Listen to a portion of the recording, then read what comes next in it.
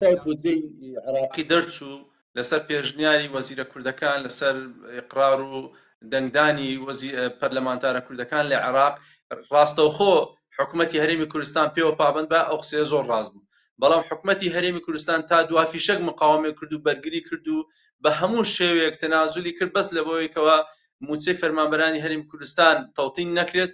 و نەوتەکە ڕادەست نەکات و داهاتە ناوخۆیەکان ڕادەست نەکات ئەوە بووکەوە ڕۆژ بە ڕۆژ کاتێک هەر کاتێک حکوومەتی هەرێمی کوردستان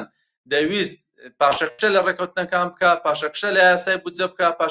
پاشەکشە بکات لە بڕیاری دادگای فیدرالی ڕۆژ بە ڕۆژ حکوومەتی عێراقی فشاری لەسەر زیاد دەکرد ئەگەر بەبیرتان بێ لە دوای دەرچوونی بڕیاری دادگای فیدرالی بە تەوتینکردنی موچەی فەرمانبەرانی هەرێمی کوردستان حکوومەتی عێراقی ڕاستەوخۆ دوو موچەی لەسەرێک مانجی دوو سێی ڕاستەوخۆی 2024 دا و چاوەڕوان بووکەوە حکوومەتی هەرێمی کوردستان بە هەمان ئیجابیات بێت داتاکانی موچەخۆرانی فەرمانبەرانی هەرێمی کوردستان ڕادەستی عێراق بکات بۆ ئەوی تەوتینی موچەکە دەست پێ بکات بەڵام ئەوە بوو حکوومەتی هەرێمی کوردستان هەر مماتەڵەی کرد کاتی کوشت